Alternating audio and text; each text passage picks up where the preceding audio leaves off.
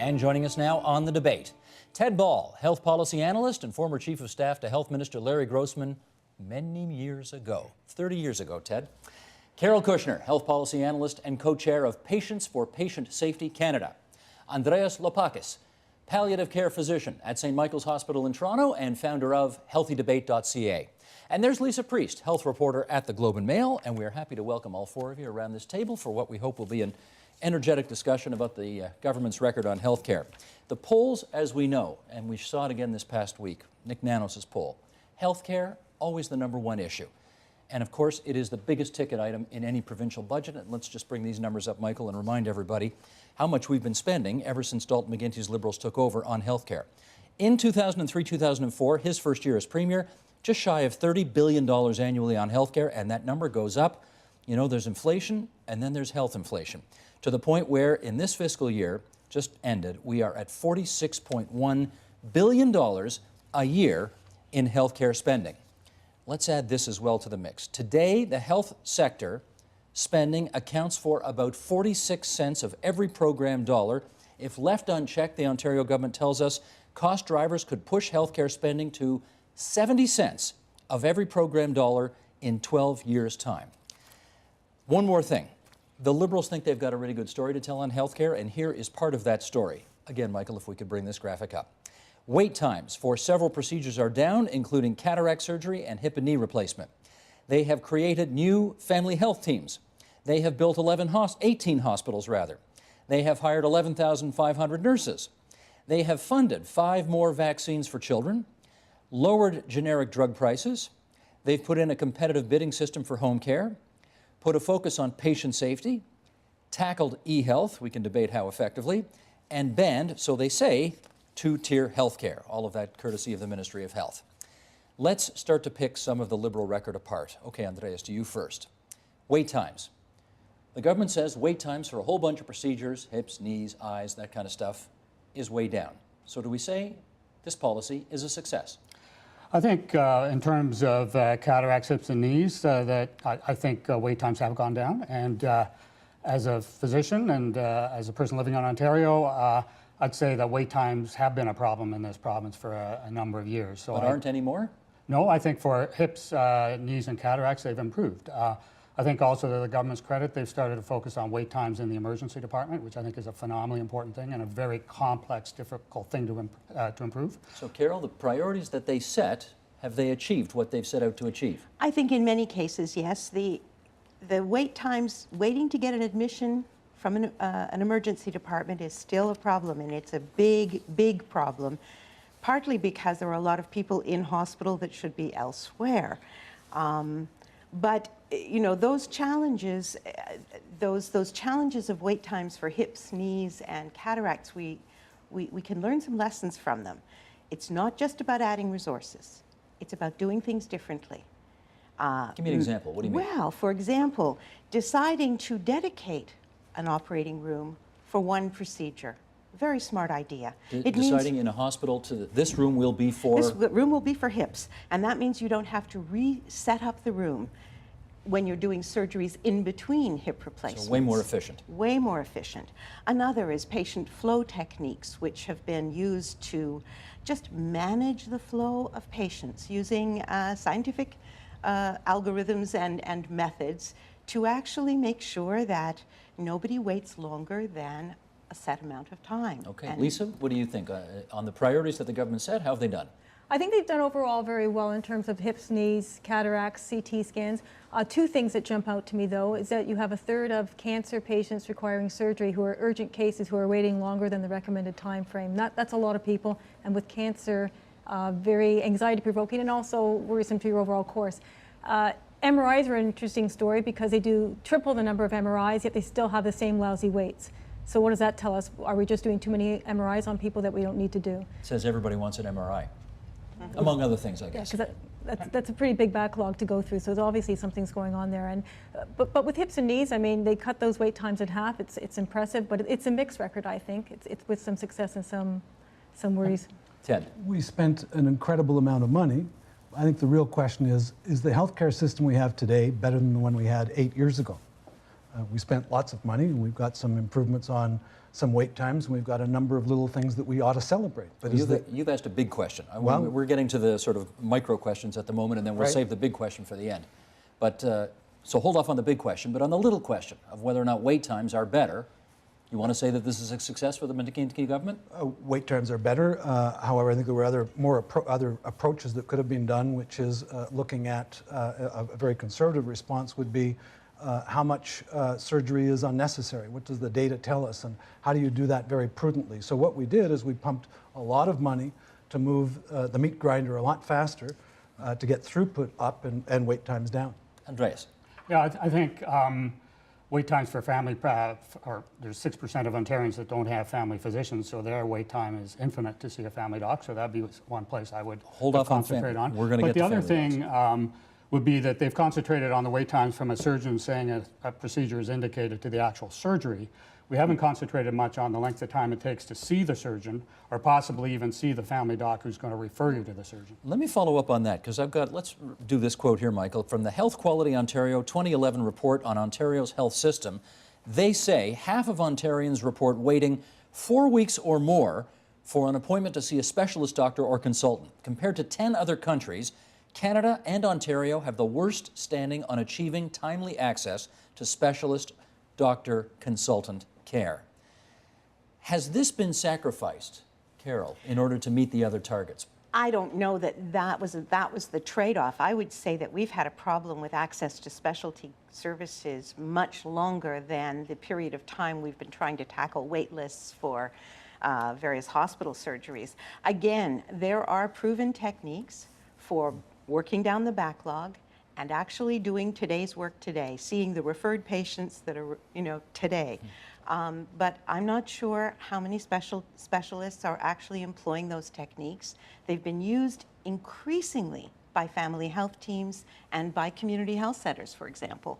And they are an enormously important way of providing enhanced access to anybody who needs primary care. I do want to explore, though, the idea of whether or not, in order to have success in this area here, we've had to sacrifice something else Yes. there. Lisa, what about it? Has this been one of it? Absolutely. I mean, it's great that they do hips and knees, but if you're a person who needs an ankle surgery, you may wait literally years. I've interviewed 'Cause it's not a people. priority area. It's not a priority area. I mean, if you go into a hospital requiring ankle surgery, you're seen as people wouldn't want to word it this way, but a fiscal drain, as it were. Whereas if you're a hip or knee, you suddenly represent income to the hospital, a source of revenue.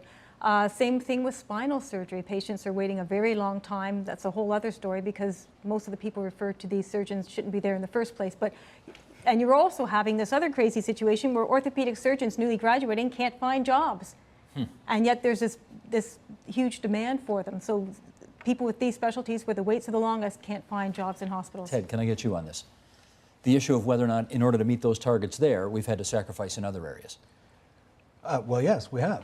We've chosen that as a priority, and there was reasons for choosing that as a priority. But, for example, health promotion, illness prevention didn't get any treatment at all in the last 8 years. Indeed, one of the first things that happened when Premier McGuinty arrived is he took the health promotion branch and separated it off and turned it into a standalone ministry, included sports with it, thereby separating the possibility that a minister of health moves money from the sickness system to the wellness system, and that didn't become any of the equation anymore. That people stopped paying attention to that. Was that a mistake? A huge mistake, a fundamental error. Also, if I don't want to insult her, but a relatively junior minister in charge of health promotion compared to the health minister, who's always a very big player in cabinet. Right.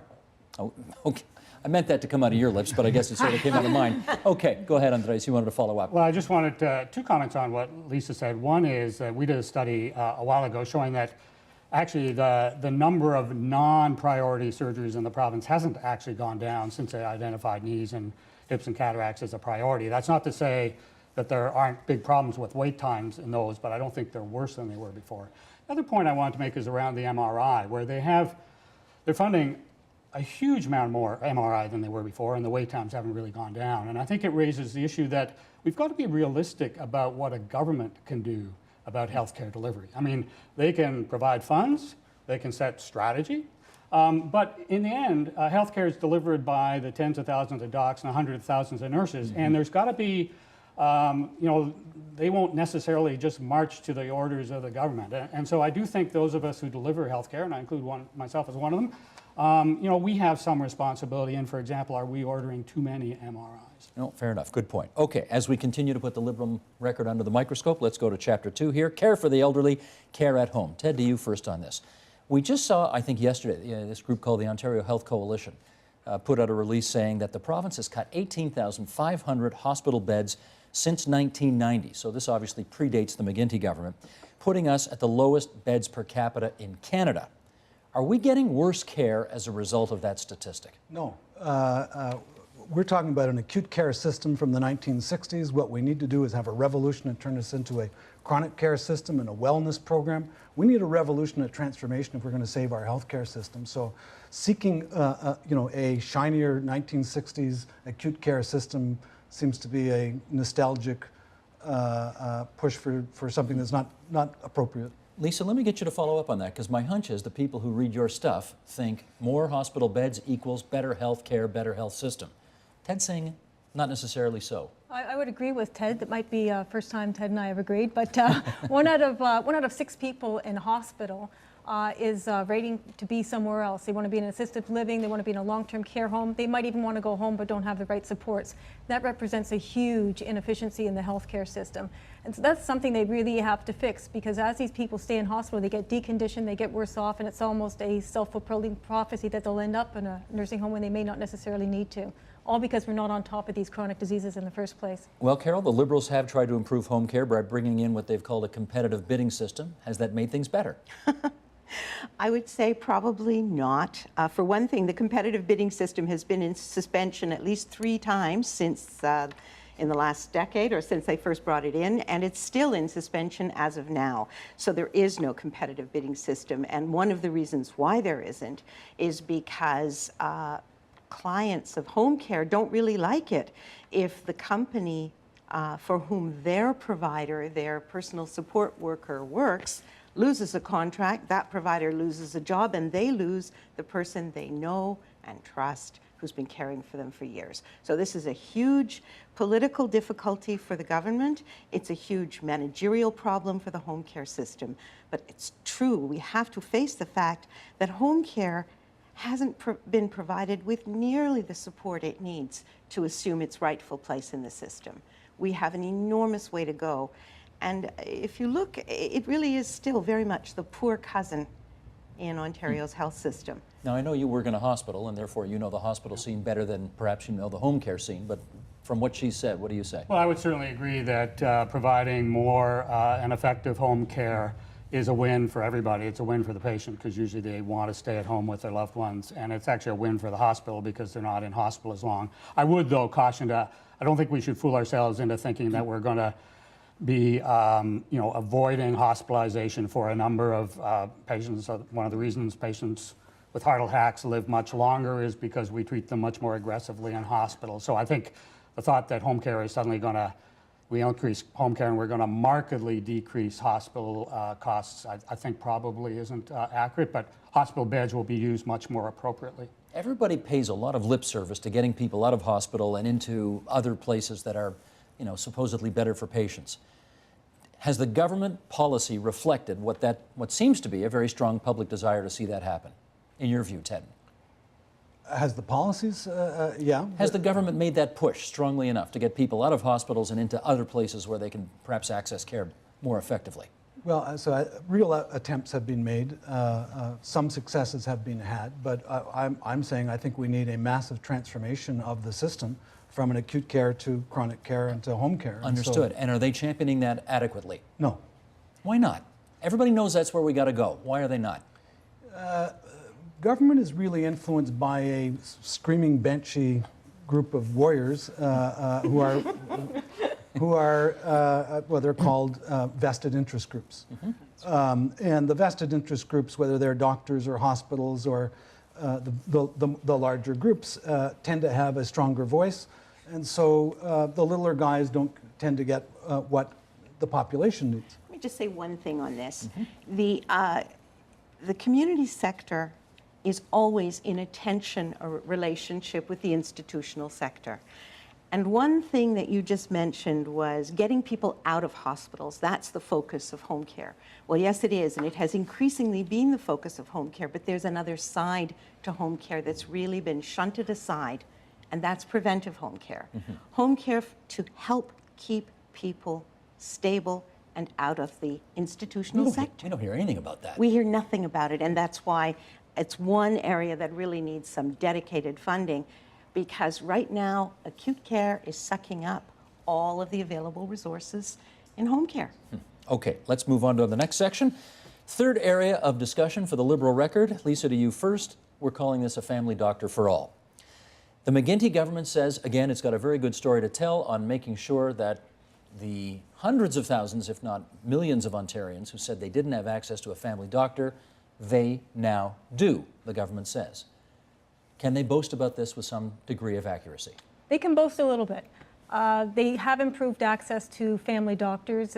Before, 8% didn't have them, now 6% don't have them. So they have seen an increase in terms of people getting family doctors. But the fine point is this: if you ask a sick person, can you see your doctor that day or the next day, half of them can't. So you have... Only half? Yes. Boy, I would have thought it was almost all of them. So maybe it's improved from your point of view too. But the point is that you have a doctor, but that doesn't mean that you necessarily have improved access. Okay. Again, talking about those techniques to manage wait times, to get rid of the backlog, and to begin seeing patients within 3 days of their calling, or ideally the same day if they have an acute problem that needs attention, can make practices that have adopted these techniques are transformed. They thought they were closed to new patients. Suddenly they can accept new patients because they're doing today's work today and they have time left over.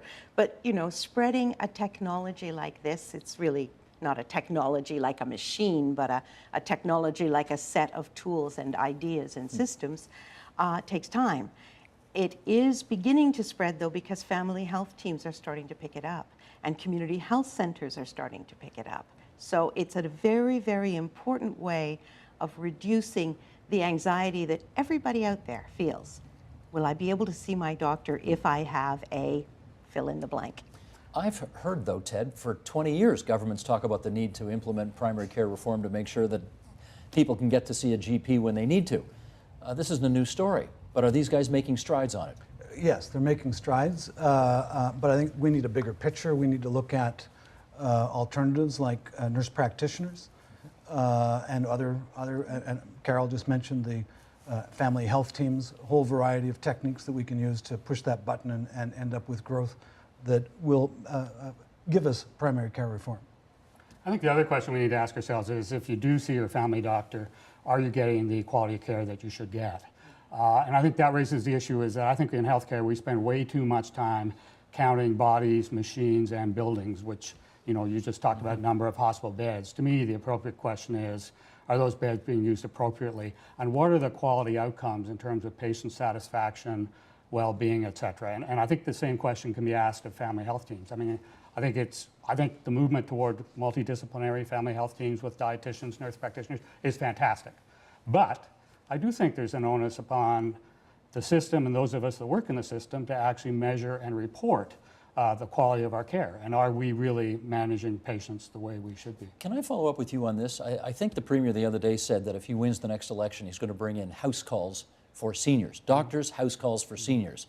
Which I don't know. Does anybody do house calls anymore? I mean, A few people. There's a Dr. Mark Nowachinski, I think his name is. It's pretty rare, but anyway, mispronouncing. what do you It's think of rare this? in Canada, but for example, it's much more common in the UK. So I think, and as actually in the last year, I've done a couple of house calls myself, and I can tell you that they're phenomenally valuable for me as a physician to understand the circumstances my patient is living in.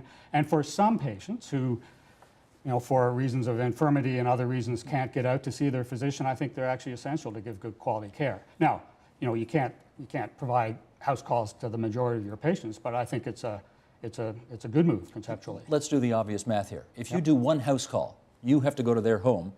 How many people who would have been waiting in your office to see you can you now not see in order to handle that one call? The answer exactly, I don't know, but obviously a few. And so again, my point was family physician's not going to be seeing most of his or her patients at home. But I think if we have the right mix of paying docs, so it's not only on fee for service, but it's on the number of patients they're looking after, as well as the quality of care. If that house call prevents that patient from actually showing up in the emergency department because of their heart failure, Money well I spent. would argue that the system should pay that physician for that. Let's do one more thing on this, and that is, Lisa, we hear about FITs and FINs and, you know, family health teams and family health networks. Has this move paid off? I think it has in part. There's always little ways to get around the system. Patients have written to me where if you sign a roster with your doctor, you're supposed to get greater access, weekend and after hours. And some have found that if they go to a walk-in clinic because they can't see their doctor that day or the next day or the week after, that the family physician is not happy with them because that's eaten into their bonus and they've been financially dinged. One patient was threatened to be fired from the practice. Another one actually paid the doctor for the fee for going to the walk-in clinic. So you have the system where if the patient goes to emergency, that's fine. So it's almost like the emergency could be used as an ATM because, Can I just understand this? A doctor can fire his patient, the family health team can fire their patient if they want to? Technically they could put them back on fee for service, but this doctor said, you go to a walk-in clinic again, you are not welcome in this practice. Wow. Which I suspect is not common. Not common. I would think it is Yeah. pretty That's right. rare. I I've think only that's heard of rare. several On cases the other of it. hand, those family health teams, you know, are funded on a capitation formula that's only Which adjusted. capitation means? Capitation means payment per head, payment per person in the practice, that is based only adjusted for age and sex. It doesn't matter how sick you are. So that automatically gives the family health team a very strong disincentive to take on very ill patients. That's a So very important point. So they do cherry pick patients then, I think almost, who wouldn't? Why wouldn't you? because the financial incentive is there to do so. Correct. Okay. Let's move on to Chapter 4 of our discussion here as we look at the Liberal record. And I think this next area for discussion might be the most controversial one out there right now, insofar as the two main political parties have very significant differences on this. The Liberal government has put in these local health integration networks, basically divided the province into so many areas, and it is up to the local health integration network, the LIN, to allocate the resources of healthcare in their area. The Conservatives say it's a lot of money for a lot of management and it's a boondoggle, and they'll scrap them. They'll scrap the LINs and they'll figure out how to allocate those resources a different way. So let's start from first principles here. Ted, LINs, are they working? Are they working? No. They're not working. Well, first of all, you did describe what the intent was. The intent was to devolve power to local authorities that would work together with a small community, looking at how they would allocate and reshape their local health system to meet their local needs. That's not what occurred. What occurred was they set them up to do that, and then Queen's Park didn't get downsized. Queen's Park stayed the same and continued to do the same function. So what was created was, unfortunately, while doing some really great work and some fine work out there, LINs ended up not having the full devolved authority to allocate resources. All of those decisions were still taking place at Queen's Park. Carol, are the LINs working? Chu En-lai was once asked, I think in the middle of the last century, in the 1950s or something, what the impact of the French Revolution was, and he said it's too soon to tell. And I think the same might be said of the LINs. I agree with Ted. They don't have the power that they were expecting to get. But by the same token, they've only been around since 2006 and only up and functioning since 2007, and they have done some interesting things. So I think whatever happens in the next election, the two other parties that are promising to dismantle them need to think very carefully about what they're going to use to replace them, because it's pretty clear to me that you need some form of regional governance in our system. It all cannot be managed from Queen's Park. So I hate to pull us off track for a second here, but that story gets quoted all the time, and it has recently emerged that there may have been an error in the translation with that story. Are you serious? And so when he was asked, what do you think about the results of the French Revolution? And he said, it's too early to tell. He wasn't referring to the French Revolution of 1789. He was referring to the student protests that were happening a couple of years earlier. oh, for goodness sake. This may all be apocryphal, but I just thought I'd put that out there anyway. Well, thanks for Back the to correction. healthcare, away from Chinese history, back to healthcare. Lisa, the LINs, working or not? Two things. One, I think They're actually not that expensive. It's a drop in the bucket. So people are saying, oh, get rid of this huge layer of expensive bureaucracy. They're very, I think if you paid for them, they were like 500,000 CT scans of the head. And the other thing is that if you're going to build them, you got to build them to succeed. And right now, they're not built to succeed because they don't have. Ted's right. They haven't devolved the power. Yeah, I would agree with that. A lot of hospitals still retain their boards. They don't have the power. And despite that, I do think they're doing some interesting things. Andreas? I would agree. I think we need to give the LHINs a bit more power, give them some more time. One of the problems with the LHINs is that they don't have any control over the management of primary care. So, probably need to move in that direction. But the idea that you could run a healthcare system for 13.5 million Ontarians out of Queen's Park, which is, I guess, the alternative if you dissolve them, just doesn't make sense to me. Well, how about giving the power to local hospital boards to make those decisions, or make the hospital boards, in effect, LHINs?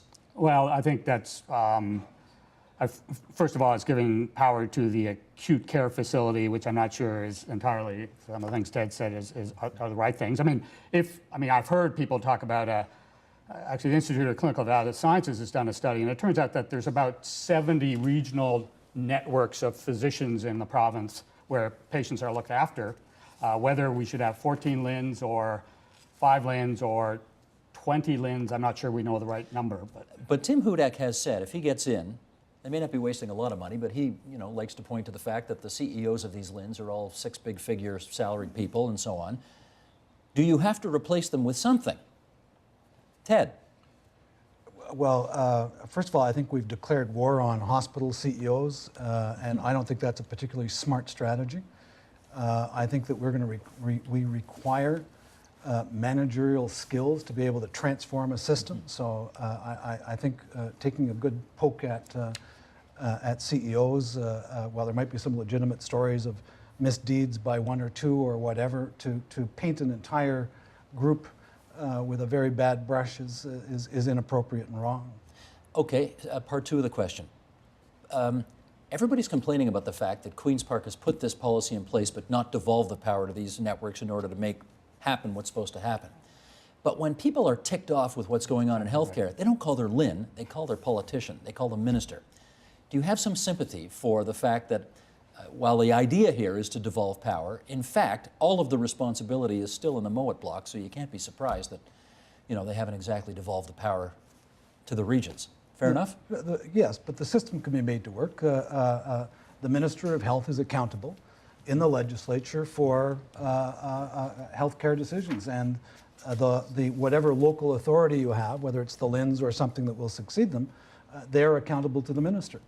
And so you maintain that accountability through the system, but you devolve that power because the minister and a small cadre of public servants at Queen's Park cannot make rational decisions for small towns. Last word on this, Carol. But you asked, don't we have some sympathy for the politicians who were reluctant to devolve power? Absolutely. I think what they did when they set up the LHINs initially was to hedge their bets, give them limited authority and limited budgets and very limited staffing. And then if they succeeded, they could take credit. And if they failed, they could blame the LHINs. So it was a hedging your bet kind of deal. I think, in a way, the Conservatives and the NDP are right to be critical because the LHINs can't possibly fulfill all of the potential they have under the current structures. Okay, let's go to Chapter 5 here, and everybody watching this program has heard about this issue. E-health.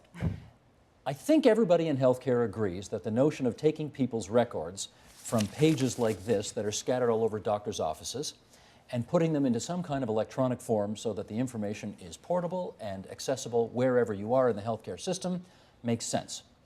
But for some reason in the province, the Conservatives before this group and now these Liberals have had a devil of a time trying to build a new system that works. And they've sunk hundreds of millions of dollars, well, some people think right down the toilet. Lisa, what's the status of e-health today? I think it's, in terms of Ontario, it's no worse than the rest of Canada, but in terms of the rest of the world, we're doing very poorly.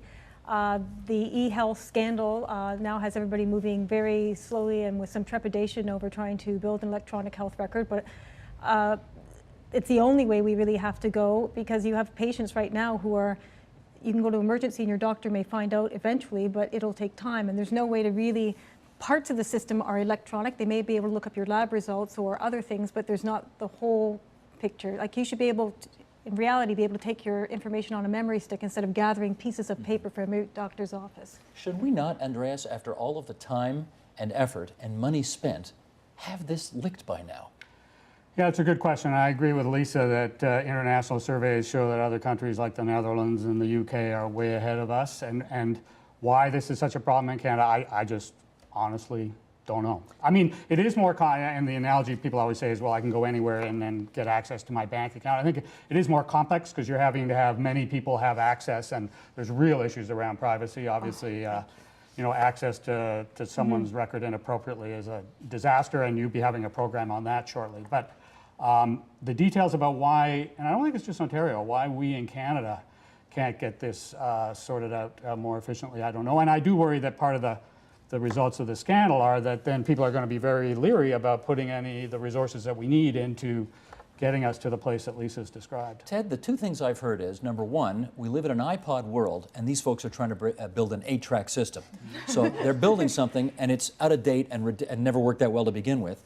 And the second thing is, you know, I'm sorry, but privacy issues, you know, we've got all our banking records on the internet. What's so special about healthcare that can't go on the internet? Right. We had to build a whole separate internet for e-health. Can you speak to those things? Well, no, I can. Thank you and good night. I think that a more important issue of the e-health scandal is the unintended consequences that was the fallout. The elephant in the room is that the outcome of that was, massive bureaucratic reforms that came in, RFPs. Your listeners might not know what those are, but the way you hire consultants, the way business is done, it's massive bureaucracy has unfolded as a consequence. So the cost of the e-health scandal is considerable. The small part of the e-health scandal is that $1 billion was wasted and we still don't have the system. Yes, we need that system, and yes, we should proceed, and we shouldn't abandon it. But more importantly, we're dealing with the consequences of the fallout from that, which has been a disaster for the system. I want to say two things. One is that not a week goes by, or a month, I should say, not a month goes by that you don't hear about somebody's records being found. Paper records, electronic records, it doesn't really matter. Privacy of health information is way different from privacy of financial information. How so? Well, suppose your boss finds out how much money you have in your bank account. Doesn't really matter. But suppose he finds out you had a heart attack last month. Then he begins to think, gee, will we renew Steve's contract? Well, your boss is going to know if you had a heart attack last month, Well, not necessarily. People actually keep a lot of their health information very private. Or that you have HIV or some other life. So we do need to build a separate information highway besides the internet for e-health. Yes. Second, we all know the answer to making improvements in an e-health platform. And how do we avoid building yesterday's system? You move to open source. What does that mean? Open source is a system for the platform for e-health that would be worked on by millions of people. Anybody who wanted to could contribute. That's how many of the operating systems are developed right now today.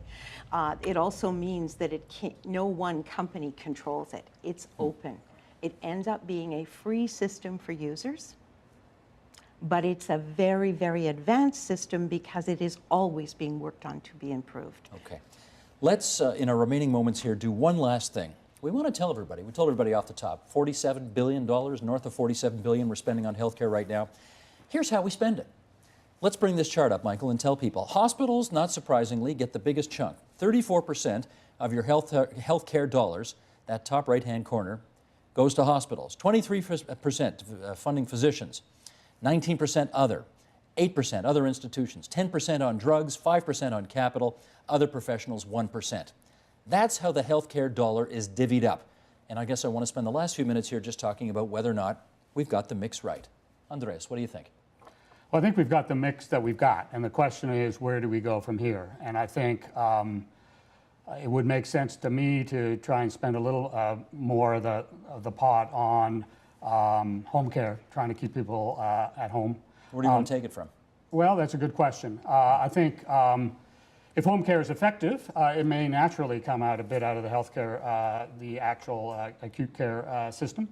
I think in terms of rates of growth, I think physicians in this province over the last while have certainly caught up in terms of their income. That could possibly sort of stabilize. But that's probably where I'd look. Does the Ontario Medical Association know that you hold these views? I don't know, but... They will now. Ted, what do you think? Well, Steve, I think we need to take money out of all parts of that system. This is an unsustainable, unaffordable system. 30% of all the money we spend in here is wasted anyway. We need a massive redesign of the system based on patient-centered care. We do not need to be spending as much as we are on physicians. I think we've been incredibly generous to the physicians in the past 4 years. Looking at 44.7% increase in 4 years was the total there. Hospitals are going to have to be brought down through efficiencies as well, and I think massive redesign. Movement to the home care sector, I think, is priority. Home care certainly would be the case. Carol. I have to, I mean, it's amazing. I'm agreeing with the two gentlemen on the other side of the room, but I would be very remiss if I didn't also support a move to increase home care's capacity. Looking for resources for that improvement maybe would come from those large numbers of MRIs that might not be warranted. I mean, as we move to trying to become more careful about the appropriateness of care, we can free up resources, but only if we capture them. Gotcha. Lisa. Well, this may sound a little bit controversial. I agree with all this, but I think one of the problems in healthcare is that it's a monopoly. And I do think that there is a way to inject competition in the system where people can bid on providing health services. Others have tried, and in some cases do it less than what the public system pays. That's not a private two-tier or hybrid system. That's just, it's publicly paid for, but in some cases privately delivered. You know, factories, hip factories and cataract factories and so on. Let me give the final 30 seconds to Ted, and in doing so, say you've done a very nice blog for us on our website, tvo.org/theagenda, in which you asked some pretty important questions about what the healthcare system should look like 5, 10, 20 years down the road. 8 years, Liberals have been in power. Dalton, McGuinty, do we have a better healthcare system as a result? No. We spent a lot more money. I watched the Premier the other night. We have a much better education system. The Premier quoted the McKinsey study. He has the data. We did much better. We performed well in the province of Ontario in education. That same cannot be said in healthcare. If anybody else had been in power, would it have been any different? I have no idea. That is a bit of a hypothetical. But you don't think we've made enough progress given 8 years of Liberal reign? Well, there are no. The Premier said that healthcare was just as good as his improvements in healthcare, in education. What study? Where? Show us how. Patient experience says no. We did not. We spent a lot more money. We did not get a better system.